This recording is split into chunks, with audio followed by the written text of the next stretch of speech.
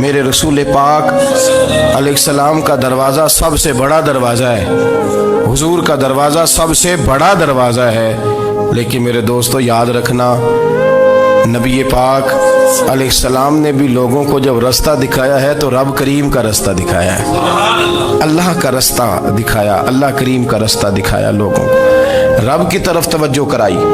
میرے رسول کریم سید عالم صلی اللہ تعالی علیہ وسلم نے لوگوں کی اللہ کی جانب توجہ کرائی اور لوگوں سے یہ کہا کہ وہ اپنے رب کریم کی جانب اپنا ذہن رکھیں، اپنی توجہ اپنے اللہ کی جانب مبذول کریں۔ میری بات کو اچھے طریقے سے سمجھیے گا، علم اللہ تبارک و تعالی عطا کرتا ہے تو اسے اللہ کی عطا ہی سمجھنا چاہیے۔ کچھ لوگوں کے پاس علم ہوتا ہے پر علم نافع نہیں ہوتا، وہ ٹامک ٹونجا مارتے رہتے ہیں ساری زندگی۔ علم کو اللہ کی عطا سمجھیں، اپنی عقل پر اپنے شعور پر زیادہ بھروسہ نہ سمجھیں، نظر اللہ پہ رکھیں۔ حضرت مولا علی شیر خدا کرم اللہ تعالی وجہہ الکریم سے کسی نے پوچھا تھا بڑا عالم کون ہوتا ہے؟ ہمارے ہاں تو اب وہ والے عالم پائے جاتے ہیں نا، اللہ ماشاءاللہ، جو ممبر پہ بیٹھتے ہیں تو دعوے ہی دعوے ہیں، ممبر پہ بیٹھتے ہیں تو دعوے ہی دعوے ہیں، اس طرح کے عالم ہمارے ہاں پائے جاتے ہیں۔ وہ ہر بات میں دعویٰ کرتے ہیں، میں یہ کر دوں گا، میں وہ کر دوں گا۔ یہ مزاج علماء کا نہیں۔ حضرت علی المرتضیٰ سے کسی نے پوچھا بڑا عالم کون ہوتا ہے؟ فرمایا بڑا عالم وہ ہوتا ہے کہ جسے مسئلے کا پتہ نہ ہو تو وہ کہہ دے مجھے نہیں پتا، میں پتہ کر کے بتاؤں گا، غلط بات بیان نہ کرے۔ امام مالک سے کسی نے کوئی مسئلہ پوچھا تو آپ فرمانے لگے مجھے اس سوال کا جواب نہیں آتا۔ ہمارے بزرگ سمجھاتے کیا ہے؟ وہ کہنے لگا آپ اتنے بڑے امام ہیں تو اس سوال کا جواب نہیں آتا۔ فرمانے لگے اگر مجھے ہر سوال کا جواب آتا پھر تو میں خدا ہوتا، مجھے ہر سوال کا جواب نہیں آتا، مجھے تو اتنا آتا ہے جتنا میرے رب نے مجھے عطا کر دیا ہے۔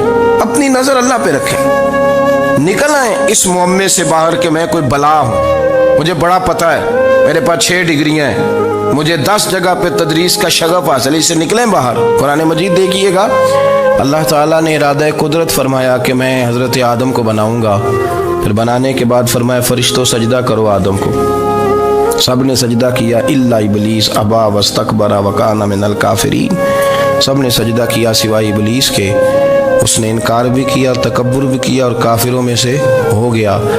تو یہ جب اللہ تعالیٰ نے سجدہ کرایا تو کیسے کرایا؟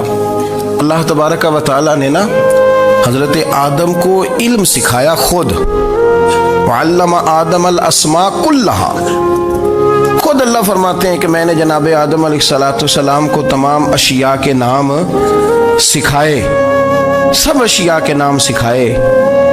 تو وہ چیزیں پھر میں نے نا، اللہ فرماتے ہیں میں نے فرشتوں پہ پیش کی، میں نے کہا کہ بتاؤ ان کے نام کیا ہے، تو فرشتوں نے جو جواب دیا ہے وہ سمجھنے والا ہے۔ اللہ نے چونکہ خود علم سکھایا تھا حضرت آدم کو، جناب آدم سکھایا تھا، لیکن فرشتوں کو نہیں سکھایا تھا۔ تو اللہ کریم نے فرمایا فرشتوں اب یہ بتاؤ ان چیزوں کے نام کیا ہیں؟ تو فرشتے کیا کہتے ہیں؟ فرشتے عرض کرتے ہیں قالوا سبحانک لا علم لنا۔ آپ کبھی یقین کریں اس چیز کی لذت لیں تو مزہ آ جائے۔ کہا قالوا سبحانک، کہنے لگے تو پاک ہے، قالوا سبحانک، کہنے لگے تو بھائی آدم علیہ السلام کو نام سکھا لیے، پھر فرشتوں کے سامنے وہ چیزیں پیش کر کے کہا ان چیزوں کے نام بتاؤ، تو فرشتے کیا کہتے ہیں؟ کہتے ہیں قالوا سبحانک، تو پاک ہے، لا علم لنا، ہمارے پاس کوئی علم نہیں، الا ما علمتنا، ہمیں تو اتنا پتہ ہے جتنا تو نے ہمیں سکھا دیا، ہمیں تو اتنا پتہ ہے جتنا تو نے ہمیں، لا علم لنا، ہمارے پاس کوئی علم نہیں ہے، اتنا ہی پتہ ہے جتنا تو نے ہمیں سکھا دیا ہے، اس سے زیادہ ہمارے پاس علم۔ اور یہ کیوں تو نے ہمیں جتنا سکھایا اتنا پتہ ہے؟ فرشتے یہ نہیں کہتے یا اللہ تو زیادہ سکھا، آدم کو دیا تو ہمیں بھی دے، یہ نہیں فرمایا، فرمایا انکا انت العلیم الحکیم، اے اللہ تو علم والا بھی ہے اور حکمت والا بھی ہے، تجھے پتہ ہے کس کو کتنا دینا ہے، جتنا تو نے مناسب سمجھا جناب آدم کو دیا، اور جتنا تو نے بہتر سمجھا وہ تو نے ہمیں عطا فرمایا۔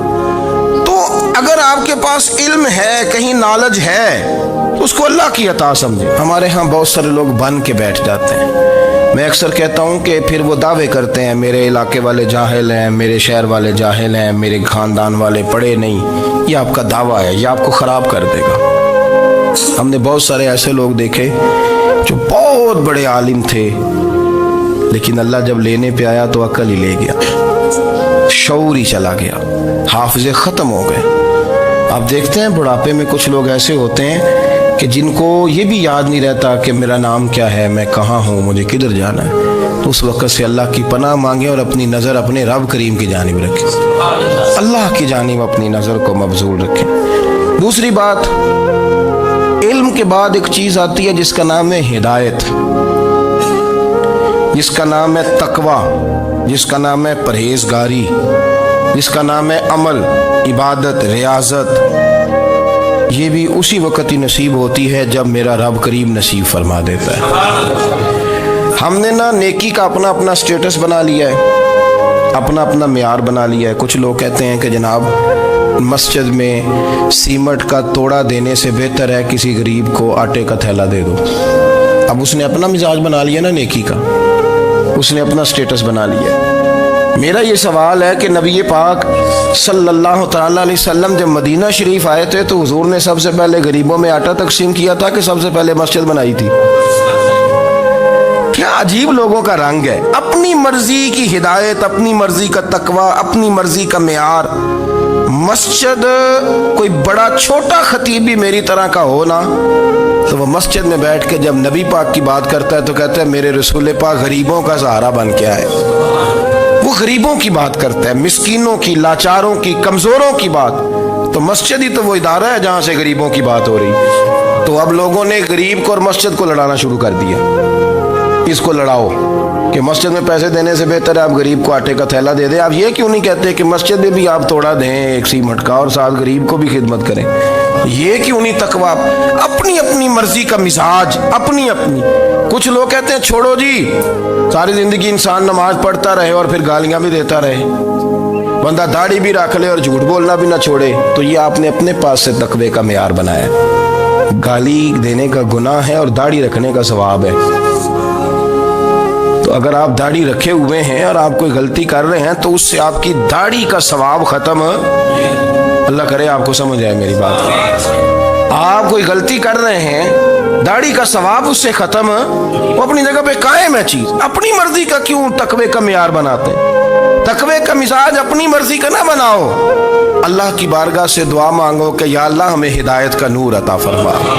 اللہ تو ہمیں رستہ دکھا، تو بتا کہ ہدایت کیا ہے. تو رب فرماتا ہے اللہ ولی الذین آمنوا، اللہ مومنوں کا مددگار ہے. یخرجہم من الظلمات الی النور، وہ انہیں اندھیروں سے نکالتا ہے اور نور کی طرف روشنی عطا فرماتا ہے. اندھیروں سے نور کی طرف اللہ لاتا ہے. اللہ ولی، اللہ مومنوں کا ولی ہے، وہ انہیں اندھیروں سے نور کی طرف نکالتا ہے. ہدایت ہمیشہ اللہ کی طرف سے سمجھے. جب وہ نماز کی توفیق دیتا ہے تو اپنے فضل سے دیتا ہے، جب وہ ذکر کی توفیق دیتا ہے تو اپنے فضل سے. ہم سمجھتے ہو جی فلانا نہیں پڑھ رہا بڑا بیوقوف ہے، فلانا نہیں پڑھ رہا، تو تم کیا اپنی عقل کے زور پہ پڑھ رہا ہے؟ میں جی اللہ کے فضل سے 2 سپارے پڑھتا ہوں، تو کس پہ احسان کرتے تو 2 سپارے پڑھ کے رویا کر کہ اگر مالک تو بڑا قریب نہیں.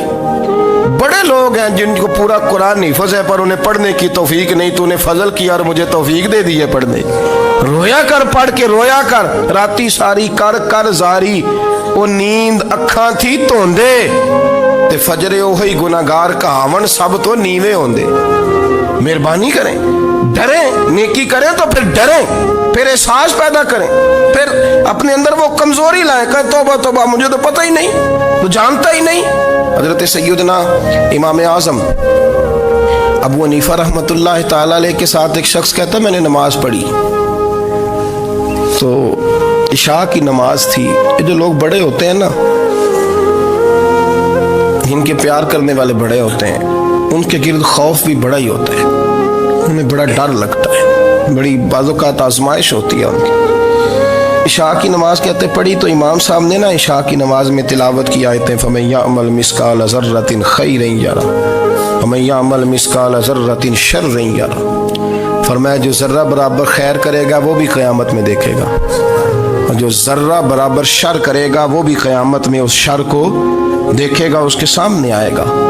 تو وہ شخص کہتا ہے کہ سارے لوگ نماز پڑھ کے چلے گئے، تو امام صاحب رحمۃ اللہ علیہ نے اپنی داڑھی پکڑی رو رہے ہیں، کہتے ہیں وہ ذرہ برابر نیکی کا بدلہ دینے والے، وہ ذرہ برابر شر پہ سزا دینے والے میری سفید داڑھی کو دیکھ، مالک میرے ذرے ذرے سامنے نہ لانا، لوگ تو میری بڑی قدر کرتے ہیں دنیا، میں تو بڑا پہچانا جاتا ہوں، لوگ تو میری راہوں میں پھول لیے کھڑے ہوتے ہیں، مجھے بڑا نوازتے ہیں، قیامت میں رسوا نہ کر دینا، میرے لیے مشکل ہو جائے گی۔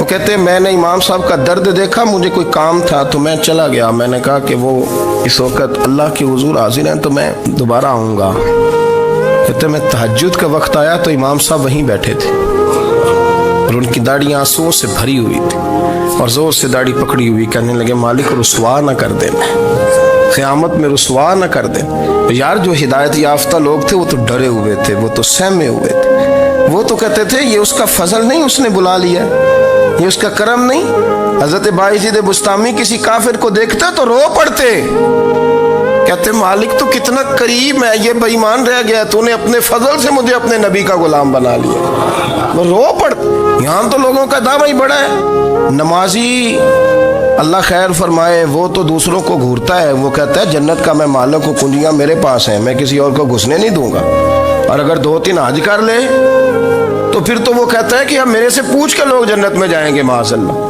اور اگر وہ 2 4 5 7 دفعہ کوئی نفل پڑھ لے تو پھر وہ کہتا ہے چھوڑیں جی سارے لوگ بے عمل ہیں، میں اکیلا نیک ہوں۔ نہ ایسا کریں، اپنی توجہ اپنے رب پہ رکھیں۔